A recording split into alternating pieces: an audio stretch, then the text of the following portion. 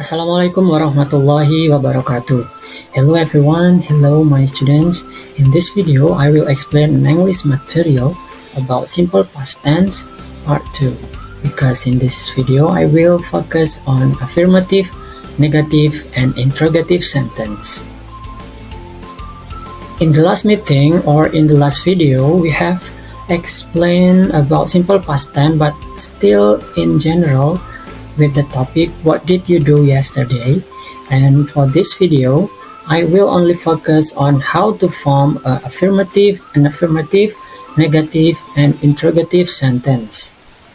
Pada video kali ini saya hanya akan fokus untuk membahas tentang bagaimana cara kita membuat kalimat afirmatif, kalimat negatif, dan juga kalimat bertanya.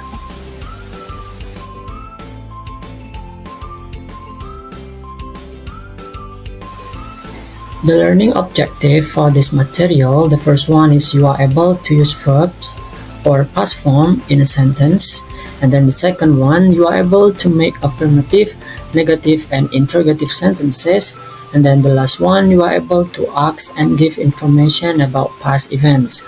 Jadi tujuan pembelajaran pada kali ini intinya adalah yang pertama, kalian diharapkan bisa untuk menggunakan kata kerja, terutama kata kerja dalam bentuk past form di dalam kalimat. Kemudian yang kedua, kalian diharapkan bisa untuk membuat kalimat afirmatif atau kalimat positif, kalimat negatif, dan juga kalimat bertanya.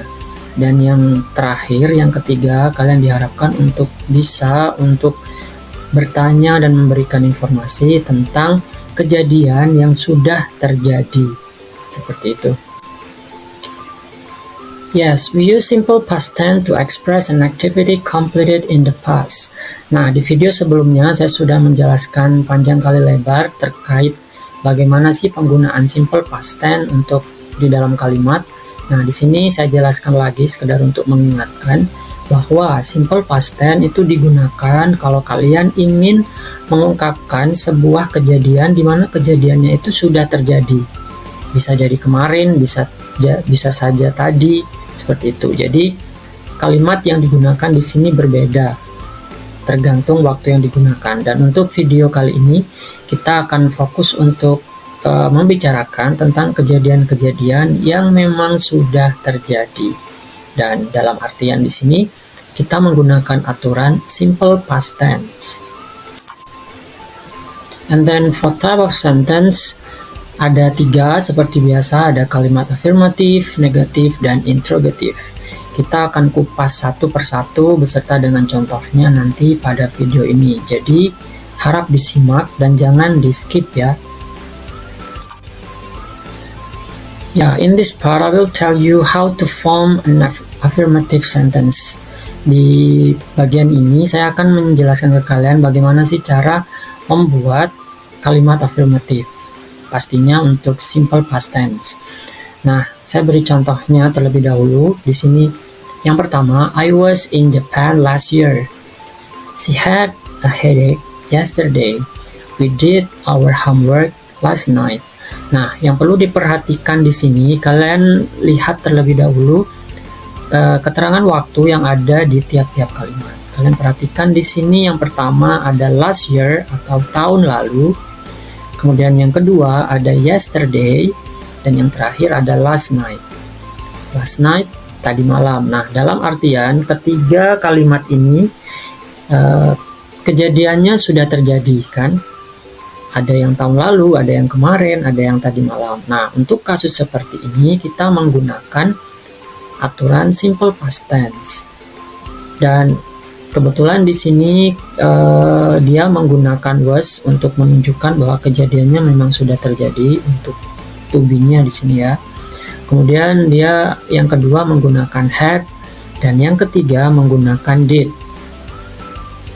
Dan untuk cara membuat kalimatnya atau the formula, urutannya yang pertama ada subject terlebih dahulu. Kemudian ada verb. Verbnya di sini secara umum biasanya verb itu diakhiri dengan ed. Ini secara umum. Contoh, I worked. Nah, di sini kata dasarnya adalah work, cuma Karena kejadiannya sudah terjadi, maka kita beri akhiran E dan D. I worked, seperti itu. Nah, selain untuk yang regular verb atau kata kerja yang pada umumnya yang kita gunakan yang berakhiran ed, ada juga yang namanya irregular verb, seperti yang di video sebelumnya pernah saya jelaskan. Nah, contohnya di sini, he went to a bookstore last night. Nah, irregular verbnya yang mana sih? Irregular verbnya adalah di sini when. When ini asal katanya dari go. Nah, kita menggunakan when. Di sini beda pembentukannya dengan yang regular verb. Kalau regular verb di sini lebih mudah, dari kata work jadi worked, hanya berakhiran ed saja. Tapi untuk yang irregular verb, dia mempunyai bentuk yang berbeda, dari go menjadi when. Seperti itu. Next, I will explain about the negative sentence. Ini tipe kalimat yang kedua. In the negative form, there is no difference between regular and irregular verb. We need an auxiliary verb, did plus not, jadinya did not atau didn't. After didn't, we add the infinitive of the verb. Nah, saya beri contohnya secara langsung di sini. He studied. He didn't study. Jadi, kalau kalimat positifnya adalah he studied, if you want to change the sentence into negative, kalau kalian ingin mengubah kalimat ini menjadi kalimat negatif, kan jadinya yang pertama untuk kalimat afirmatifnya, dia belajar. Maksudnya kejadiannya sudah terjadi. Nah, kalau ingin diubah menjadi kalimat negatif, dia menjadi dia tidak belajar, atau dalam bahasa Inggris, he did not study. Nah, kalau dalam afirmatif, kata kerja yang digunakan adalah kata kerja bentuk kedua atau verb to, di sini studied. Nah, tetapi untuk negative sentence tidak perlu diubah lagi menjadi kalimat menjadi bentuk yang kedua, tetapi dia kembali ke bentuk pertama. Jadinya he didn't study. Contoh lain untuk yang irregular verb di sini ada I went, saya pergi, maksudnya perginya ini kemarin gitu ya, I went. Nah, kalau ingin diubah menjadi kalimat negatif, dia berubah, when-nya berubah menjadi go, menjadi bentuk awalnya begitu. I did not go. Okay, are you confusing with the explanation for me? Jadi untuk supaya kalian tidak bingung dengan penjelasan saya juga menyediakan latihan-latihan sederhana ya. Jadi kita akan berlatih bersama di video ini dengan ada gambar juga, jadi kalian bisa lebih paham. Mari kita latihan bersama. Kita langsung ke latihan di bentuk yang negative sentence di sini ya. Di sini ada sebuah gambar seperti yang tertera di layar. Ada subjeknya adalah Jenny, kemudian untuk verbnya atau kata kerjanya adalah spend. Ingat tadi bahwa kalau kalian ingin membuat kalimat negatif, kata kerja yang digunakan tidak berubah ya. Jadi kalimatnya menjadi seperti ini. Jenny didn't spend money. Jenny didn't spend money. Jenny tidak menghabiskan uangnya. Seperti itu. Kemudian latihan yang kedua, kalian lihat di sini ada sebuah gambar dan subjeknya adalah he dan kata kerjanya atau verbnya di sini adalah swim. Nah, saya memang sengaja tidak membuat yang sama dengan kata kerjanya swim, tetapi gambarnya berbeda karena kita mau membuat kalimat negatif ya. Nah, kalimat negatif untuk gambar ini, he didn't swim. Dia tidak berenang. Tapi apa? Dia melakukan surfing, seperti itu. Alright, we jump to the interrogative and short answer. Kalau tadi kita sudah belajar tentang afirmatif dan negatif, kita ke jenis kalimat yang terakhir. Di sini ada kalimat bertanya dan juga bagaimana cara kita menjawabnya. Nah, In the interrogative form, we put did in front of the subject. Jadi maksudnya untuk di kalimat bertanya ini, kita meletakkan kata did sebagai kata tanya. Jadi kita taruh di awal kalimat. After the subject, we use the infinitive. Nah, seperti yang di bentuk negatif tadi, jadi karena sudah ada did di awal kalimat, untuk kata kerja yang kita gunakan di sini adalah kata kerja infinitif atau kata kerja yang pertama, kata kerja aslinya atau asalnya. Contohnya di sini. Did you buy the book? Did you buy the book? Nah, kalian lihat susunan kata yang ada di sini. Diawali dengan did terlebih dahulu, kemudian ada subject. Ada subject, setelah subject ada infinitive verb, ada buy, kemudian baru ada objeknya, ada the book. Nah, untuk short answer atau jawaban singkatnya di sini antara yes atau no. If you want to answer with yes, jadi jawabannya menjadi yes I did. Tapi kalau kalian mau menjawab dengan no, menjadi no I did not atau no I didn't. Kemudian contoh yang kedua, did the children study? Apakah anak-anak belajar, ya? Nah, untuk menjawabnya dengan short answer berarti kan antara yes or no, ya atau tidak. Kalau ingin menjawab dengan yes, kamu harus menjawab seperti ini. Yes, they did. Kenapa pakai they? Karena di sini subjek yang digunakan adalah children. Children itu anak-anak, berarti lebih dari satu. Kita mengubahnya menjadi they. Yes, they did. Atau kalau kamu mau menjawab dengan no, berarti no, they didn't. Again, okay, let's do the practice together. Tapi untuk yang kali ini, kita akan latihan dengan bagaimana cara kita membuat kalimat interrogative dan short answer, seperti yang baru saja saya jelaskan. Nah, subjeknya di sini adalah ada she dan ada verbnya di sini it. Nah, gambarnya seperti itu. Nah, kalimat yang harus dibuat berarti did she eat an ice cream? Apakah dia makan es krim? Maksudnya kejadiannya sudah terjadi. Nah, kalian bisa menjawab dengan, karena sudah sesuai dengan gambar, kita jawab dengan yes, she did. Nah, perhatikan, yang perlu kalian lihat di sini adalah kata yang sudah saya beri warna yang berbeda. Ada kata did sebagai kata tanya di kalimat ini. Kemudian ada kata it. It ini adalah verbnya. Jadi kita tidak menggunakan verb yang kedua, it, tetapi kita pakai it untuk dalam kalimat bertanya. Jadi kembali ke bentuk aslinya. Did she eat an ice cream? Yes, she did. Alright, kita ke practice yang kedua. Di sini ada subject they, kemudian ada verb atau kata kerjanya adalah sleep. Nah, lihat gambar dua anak ini, mereka tidak sedang tidur ya, mereka sedang bercanda. Nah, kalimat yang sesuai dengan gambar ini, did they sleep?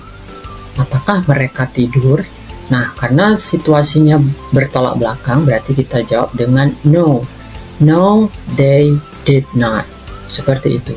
Jadi sama seperti sebelumnya, did sebagai kata tanya dan verbnya tetap menggunakan sleep. Itu ya, sebagai bentuk yang pertama karena sudah ada did di sini. Did they sleep? No, they did not. Alright, we do the practice again. Nah, ini untuk yang terakhir ya, anak-anak. Kita akan berlatih. Kalau tadi pertanyaan dan jawaban singkat, saya coba beri latihan kalian. Kita latihan bersama saja seperti barusan. Bagaimana kalau ingin membuat yang jawaban komplit atau jawaban panjang ya istilahnya. Oke, mari kita latih bersama. Nah, kalau tadi jawabannya hanya yes atau no saja, kita coba dengan jawaban panjang ya. Di sini ada gambarnya seperti itu. Dan untuk membuat kalimat tanya bisa juga dengan cara seperti ini. What did he cook? Apa yang dia masak? What did he cook? Kenapa pakai did? Ya karena kita ingin bertanya tetapi kejadiannya itu sudah terjadi seperti itu. Nah, cara menjawabnya berarti karena bertanyanya pakai did, maka kita harus menjawab dengan bentuk yang kedua atau menggunakan simple past. Nah, he cooked 2 lobster.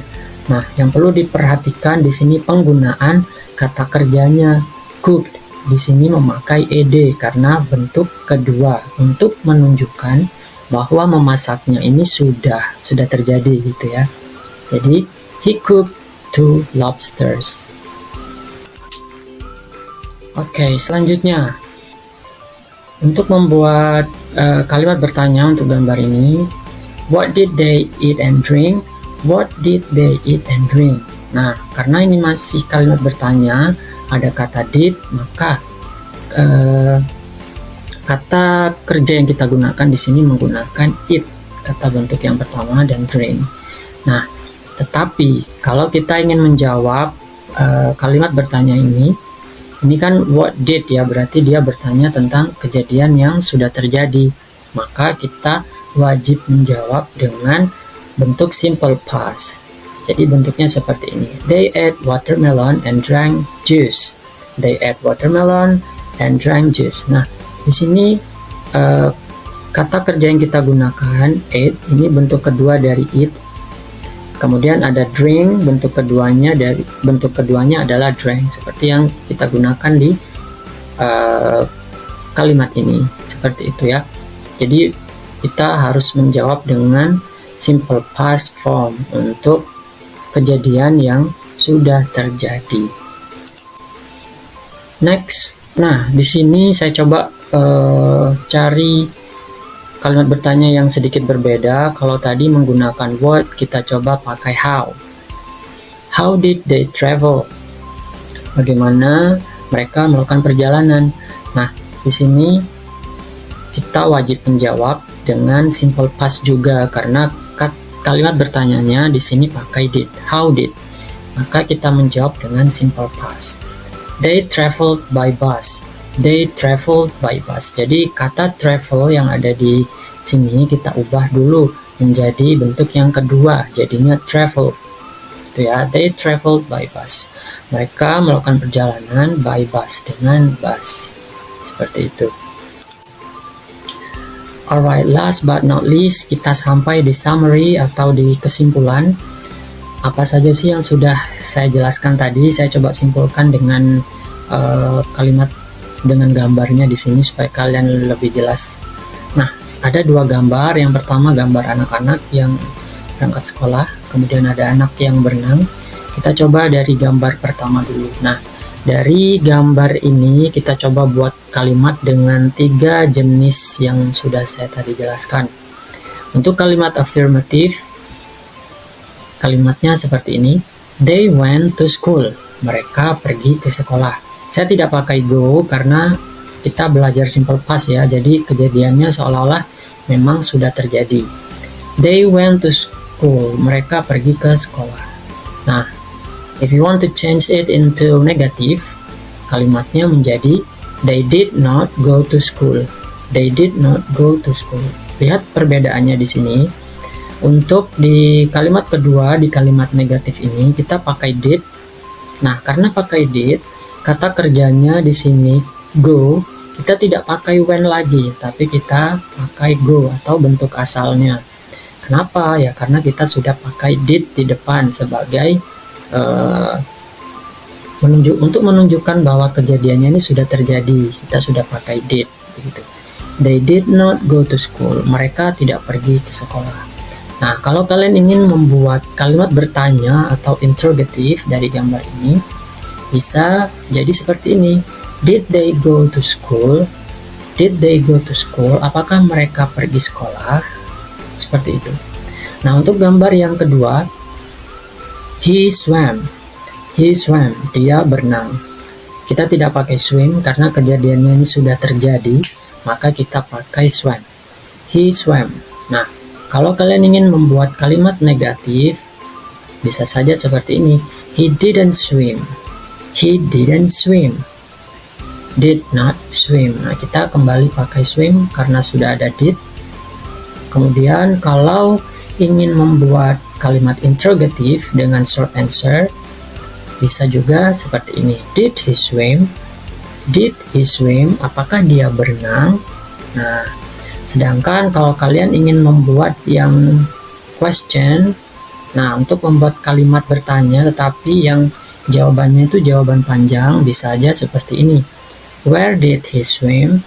Where did he swim? Di mana dia berenang? Nah, kalian bisa menjawab dengan he swam in the swimming pool, seperti itu.